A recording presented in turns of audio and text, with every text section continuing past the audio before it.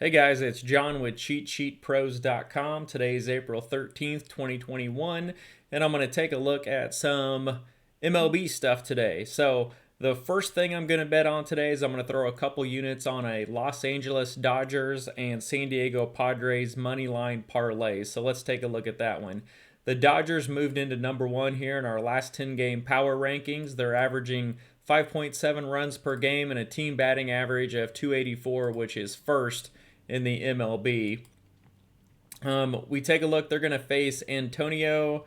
I'm not even going to try to pronounce his last name, but outside of Colorado, which we can see the Dodgers here are the home team. They've got monster BVP numbers, so that kind of jumped out at me. So as far as the hitters for the Dodgers, they grade out as hot. We have four categories. We have ice cold, mid, ice cold, low, mid, good, and hot. So they're rating hot. So I also like them for a DFS stack today. I only threw one lineup in because my son has baseball practice, but I did a 5-man Dodgers stack with Castillo and Bieber, and then filled in some other value plays. So over here, I really like the BVP. We've got 100 at-bats. So that's a decent sample size. It's not great, but you can see there's about 10 to 15 for most of the players in the projected starting lineup. They're 34 out of 100 with 4 home runs, so they're hitting 340 off of Antonio Senzatella. I don't know if that's correct or not. But a 340 average over 100 at-bats, that's decent. Take it with a grain of salt. And they have a low 13% strikeout rate, which some of those are probably in Colorado where there's not a high K rate anyway. But still, 340, 4 home runs, and a low 13% K rate. Also, right now, Colorado has a terrible bullpen. They're ranked 30th with an xFIP over 5 and a WHIP over 171. So, really like the Dodgers, and also they're playing really well. If you come down here and you take a look at their production, this is going to show you the last, X amount of days. What's this, 10, 12 days? You can see a lot of them are in the green, really giving you good value. So, I like stacking this up for DFS as well. Colorado, outside of Colorado, so far this year, they're 0-3 with a WRC plus of less than 60 and a team batting average of 216. They've lost 3 in a row. They're 3-7 in their last 10 games. And then they're going to get to face Trevor Bauer. And there's only 49 at-bats against Bauer, but in those 49 at-bats, they're only hitting 184 with a 31% strikeout rate, which is really good. So I like the Dodgers here. If you want to do a straight bet, I don't mind Dodgers run line. If you want to mix it up, I like a Dodgers money line parlay with the Padres. And if you're doing DFS, I love a Dodgers stack. It is expensive. You can see the 5 highest priced stack players are $5,040. But if you can get that down to about $4,400 per player, just kind of depending upon where you want to pivot. So again, bad pitcher, great DVP, bad bullpen, go Dodgers. So I'm going to buzz up here and take a look at the Padres. Let me find them. Can't remember which game they were playing. Okay, so here we go. So we got Padres and Pitt. Hopefully this isn't one of the double games. So for sports betting, Padres obviously are the other ones I like to put in there. They're 8-3. They've won 4 straight, 7-3 in their last 10 games. They jumped to 5th in our last 10 game power rankings, and they're going to face Chad Kuhl and the number 7 bullpen. So it's not as great as Colorado. Only 22 at-bats, so I'm not really looking at the BVP because out of those 22 at-bats, I can see that Tommy Pham has 10 of them, and everybody else has like 1 or 2, so not a huge deal. Padres are hot right now. They're doing really well. You can see that these 4 hitters, the 2, 3, 4, 5, and this is a confirmed lineup, are doing really well. So if you're playing a showdown slate, I don't mind stacking them up. And then over here for Pittsburgh, Pittsburgh's killed us a couple of times, but they're 3-7. They're coming off of a loss. They're 29th in our last 10 game power rankings. They have a team batting average of 227, which is not very good. And this jumps out at me. They have a high team strikeout rate of 27%, and they're going to get to face the left-hander in Blake Snell and the number 2 bullpen. So both bullpens are good. Chad Kuhl, he's not great, but he's not terrible. Excuse me. But Blake Snell's a stud. He's got a 1.86 ERA, 2.79 xFIP this year. His K9 rate is at 14.9, and he's allowing a 162 average. So that's pretty phenomenal against a team who's following in our low mid grade for fantasy point production. BVP only 11, so not really going to worry about that. So Padres, Dodgers are the main two that I like tonight. A couple other one-off plays that I like. Let me scroll down here. Say I looked at Yankees, Toronto. That one didn't really jump out at me. Tampa Bay, 170 is pretty steep, a steep price to pay for a team that's 24th in our last 10 game power rankings. So I'm probably going to hit the run line, which you can see there's a lot of money on the run line for Tampa Bay here because either they're going to win this game by 2 or they're going to lose the game outright. So I'm not really concerned with laying 170 with them. That does not make me feel good at all. But run line, you could probably get even money, maybe plus money, somewhere around there. And they are playing at home where they're 3-1 with a massive WRC plus of 128.8. And then we've got the poor Rangers who are 3-7, lost 4 straight. And they also come in 26th in our last 10 game power rankings. Seeing the minus 170, and these two teams are pretty close in the power rankings, that worries me. So I'm going to do run line or nothing here. That's kind of what I'm looking at. The Rangers, they grade out as good, so they've been decent. They've been scoring some runs, getting some production.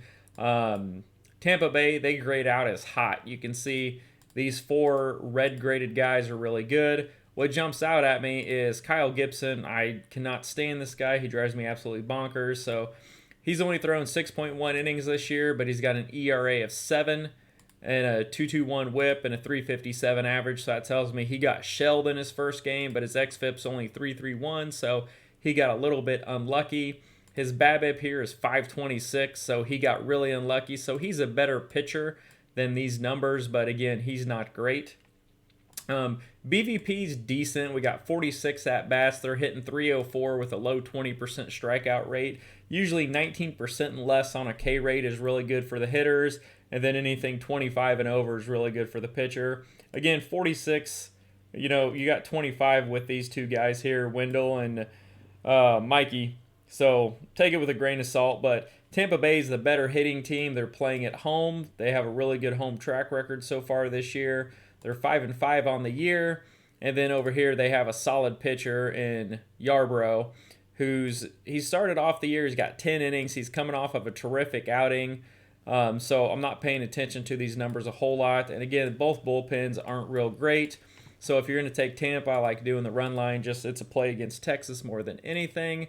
And then we come down here at this Miami-Atlanta game. I really wanted to like Atlanta here, laying the 160, but I'm actually leaning over here at taking the dog in Miami at plus 150, plus 155, depending upon your book. You can see here the last 10 power rankings, 18th, 14th, are really good. Miami's won 2 games in a row. Atlanta's lost 2 games in a row. And then we got Max Fried throwing for Atlanta, the lefty. And this projected lineup here, which you can see here if it's confirmed or if it's pending. So it's pending, so this is just the projected lineup.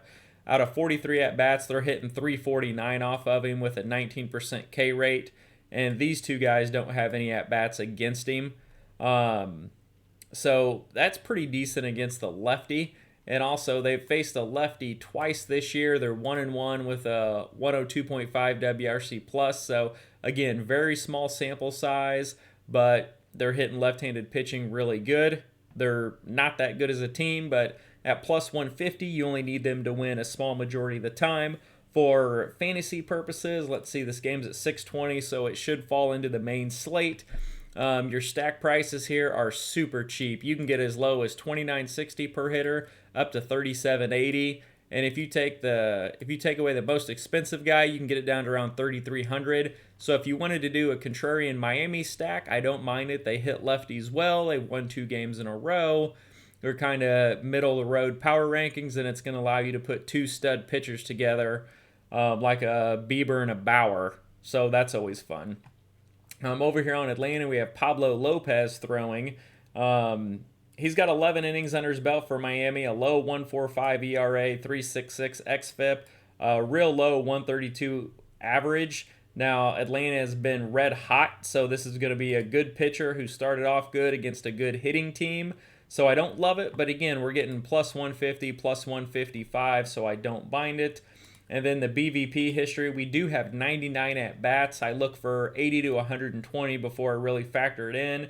So out of 99 at bats, and you can see they're spread out among these top hitters, he's only allowing a 192 average and a 28% strikeout rate. So that's phenomenal. Now, the one that does jump out at me here is Travis Darneau.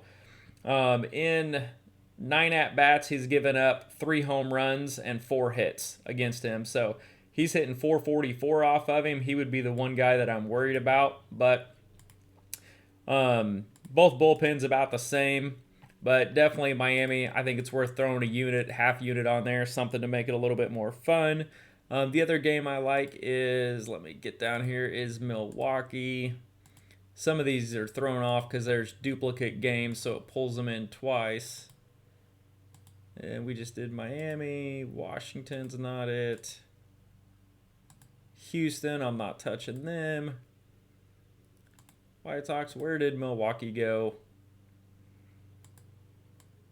Give me 1 second. All right, we know it's not them.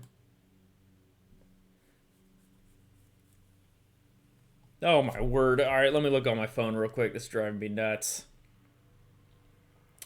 Let me see here. MLB. Sorry, I should have had this prepped. I got a lot of downtime here. Milwaukee's playing the Cubs. All right. Now we know where to go. So we got the Cubbies and Milwaukee. Milwaukee's 138, so it's a little bit more juice than a straight play. So if you're going to play it, I don't mind a straight play. I don't mind the run line, and I don't mind mixing it in a parlay. So last 10 power rankings here, we've got 30th versus 9. Shockingly, the Cubs are scoring a low 2.9 runs per game and hitting 164 as a team over the last 14 days, which is 30th and 30th. Not very good. But you can see over here, Milwaukee's not that much better. They're hitting 207 and scoring 4.4, so a little better, not great. What jumps out over here is our streak. The Cubs have lost 3, and Milwaukee's won 3 in a row, so we got 6-4 versus 4-6. But what jumps out at me is the pitching. Now, both of these pitchers look pretty solid. Kyle Hendricks, I've never been a fan of. I can't really explain any rhyme or reason why, and he's got great BVP here. 125 at-bats, allowing a 124 average and a 31% K rate. So for DFS, he's only 7,700 on DK, 8,100 on FanDuel. Great BVP history. So he's pretty inexpensive, not bad to use. However, he has a solid bullpen behind him. Now, Woodruff, I love this guy. This dude's a stud.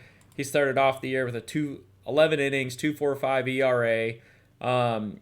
10.6 K9 rate, 0.82 whip, and allowing a 179 average. Now, the bullpen has struggled behind him, so I do worry about that a little bit. But to me, Woodruff is a much better pitcher than Kyle Hendricks, but they've both started off the year. And Woodruff has good BVP, too. We got almost 90 at-bats, allowing a 180 average and a 37% K rate, so that's good for the pitcher. But if he comes out, I worry about the bullpen there. But I don't mind mixing this in. We're getting a decent price on it at minus 138. My book was minus 130, so it's one to look at. It's worth a shot anyway.